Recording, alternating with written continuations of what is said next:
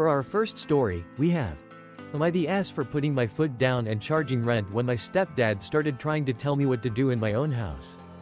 My stepdad, 55 male, has been married to my mom, 52 female, about 5 years. They were doing all right but hit hard times and eventually had their house foreclosed on. So they moved in with me, 27 female. They've been living here for about 2 or 3 months now. And it's been going okay until last week-ish. Also, my stepdad has been working a part-time job but has not had full-time employment since then. Anyways, I feel like some of the issues started since I've been on vacation, which I have for 2 weeks. Sometime during the first few days, he saw me heading out and made some sort of comments regarding my outfit. He said the shorts were too short and that I should reconsider. We fought about it back and forth until I just decided to leave because I was tired of reasoning with him anymore. He's been making a lot of these comments in various times in various different ways, e.g. skirt or shorts are too short, your belly is showing, etc., etc. I've told him to stop and he says okay and then starts up again. I can't say I understand. I think the straw that broke the camel's back for me was when I had my BF over. I've told my mom about it as well and she said that she doesn't support it but that this is a dispute him and I need to solve. He stayed till maybe 10:30 to 11 p.m. and left. My stepdad didn't say anything while he was here, but he emotionally imploded after he left. He said that it's wrong to have guys over this late and to be in my room with them alone. He said that we don't stand for these things in our house. I responded to him that he can stand for whatever he wants in his house, maybe even in a hypothetical our house, but he can't tell me what to do in my house. I told him that the days of him making unsolicited comments at me need to end. On top of that, I told him that from here on out I'm charging $400 a month rent with a month-to-month agreement. On top of that, if he continues to make comments, this agreement is over and he'll be out of the house as soon as I am able to make it happen. My mom was upset at first about it but I was able to calm her down. First, I told her that she told me that it was up to us how to solve this dispute and this is how I've decided to solve it. Secondly, I told her that he's been staying a while and starting to charge rent would make my life a bit easier for as long as he stays.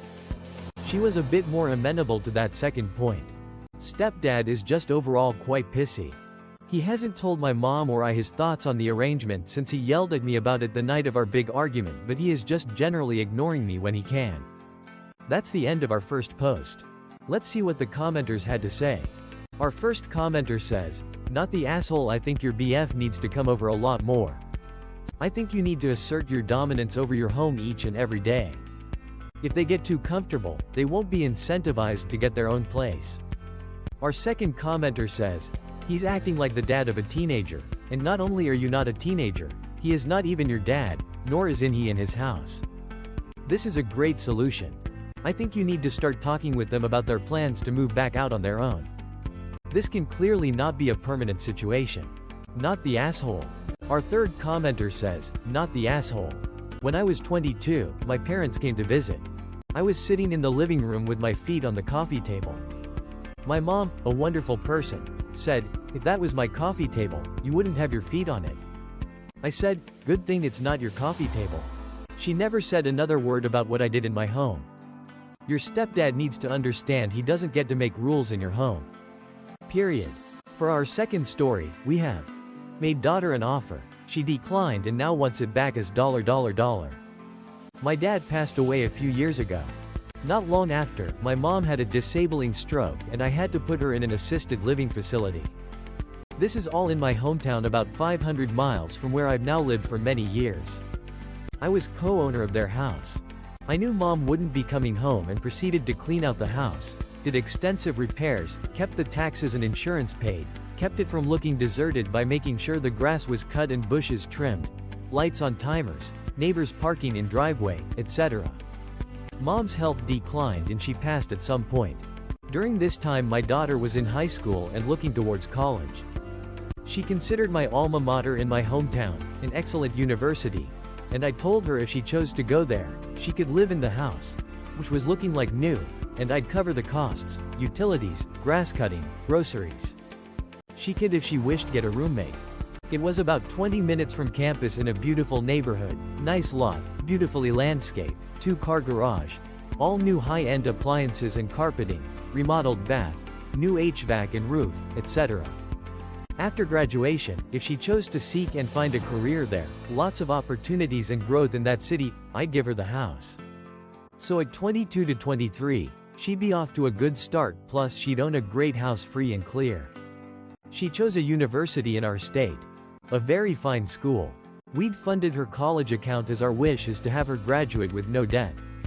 Since she wasn't going to use the house and it was too far to run as a rental, I sold it, netting about $550,000 which I channeled into other investments. Daughter goes off to college. We'd talked for years about careers and I advised her to pick something she can love and be excited about, to explore opportunity and growth in that field and think where it will take her. She's chosen a pretty much emo useless generic major unlikely to produce much success. Okay, she's an adult and it's her choice. In speaking with her, I'm not talking it down but am less than enthusiastic about her endeavors. She's also all about enjoying the college experience and finding fun on campus. Okay, her life. She's 19 and legally an adult. Contact lately with her is minimal despite our best efforts. She ignores calls and texts. She called me last weekend and said she wanted to talk about the house issue. I told her that ship had sailed as I no longer owned it. She said she understood that but asked if I was willing to give it to her if she lived there during college. Shouldn't that mean that the offer was good even if she went to college elsewhere? She continued that I didn't have the expense of maintaining it for those 4 years and the money invested was generating returns for me. She isn't interested in any part of that, just the principal amount from the sale minus any expenses incurred in selling it. She said that seems fair to everyone. I laughed and said I'd give her points for creativity but the offer was very specific, and had been effectively turned down. We'll still see that she, hopefully, graduates debt-free. I have serious doubts, but she's not getting a $500,000 check in her graduation card. My wife and I have discussed it and agree. My wife also told me it's part of my inheritance and my decision to make, but she thinks the initial offer was quite generous. So, am I the ass? That's the end of our second post. Let's see what the commenters had to say. Our first commenter says, "Not the asshole sounds like she has been treating you like an ATM. You ensuring that she graduates debt-free is more than generous. She doesn't seem very grateful. You gave her very generous terms to get the house. She chose not to accept your terms. I read all these posts where kids are told their uni will be fully covered, choose not to go, then expect the parents to fund their extravagant wedding, honeymoon, buy them a house, etc. You offer money for one thing, and they think that becomes their money to use as they wish. One of mine is the same. Only contacts me for money." Our second commenter says, "Not the asshole. Daughter has quite a bit of growing up to do and it sounds like she is, despite her obvious advantages, going to find it painful." Our third commenter says, "It was for a house, not the value of a house. She's made her decision." For our last story, we have, "Am I the ass for hanging up on my family when my sister just had her baby? I, 34, F, have 2 sisters who I'll call Sally, 31, F, and B, 28, F. I am close to both, or thought I was. B got married a few years ago and had been having fertility issues. She and her husband finally conceived through IVF and I was ecstatic for her when I found out she was pregnant. There have been a few times over the years where I felt purposely left out of things. I was the only one who never got an invitation to B's graduation. She thought I wouldn't want to go. When Pure grandfather passed away, they had a big family get-together a few days later. I was the only one not invited. They didn't think I'd want to go, again. When B had her baby shower, she organized it on a day where she knew I wouldn't be able to attend. Alro upset at missing out. I dropped off at my parents a beautiful hamper full of things I'd been buying for the baby and B, and included a handmade blanket that one of my aunts, recently passed, hand-knitted for my little boy when she found out I was pregnant 6 years ago. Throughout her pregnancy, B has said that the day she had the baby she only wanted our parents and her husband's parents to visit the hospital, and that then they wanted the first 24 hours at home by themselves with no visitors as they have a dog and wanted him to get used to baby first. Totally understandable and fine by me. B has had multiple medical complications throughout her pregnancy, which has meant she had to have an early C-section. I spoke to B the day before and told her my day was clear, at work but not a lot on, and that if she needed me she knew where I was and that I couldn't wait to hear from her. We didn't know the gender or anything, so very excited. On the day, I get an FB call around 1 p.m. from B in which she and my dad introduced me to my beautiful nephew. I was delighted. B then handed the phone to my mom as a nurse came in. My mom then informed me that Sally was there. My joy turned into devastation. I asked my mom why I hadn't been invited to the hospital too. She said because I was working that they hadn't thought I'd be able to go. I told her that was an issue for me to deal with and that if I'd asked, my manager would have let me leave to enjoy the moment with my family. But instead they were all there enjoying that beautiful moment without me, again. I hung up in tears from my mom. I've removed myself from the family group chat.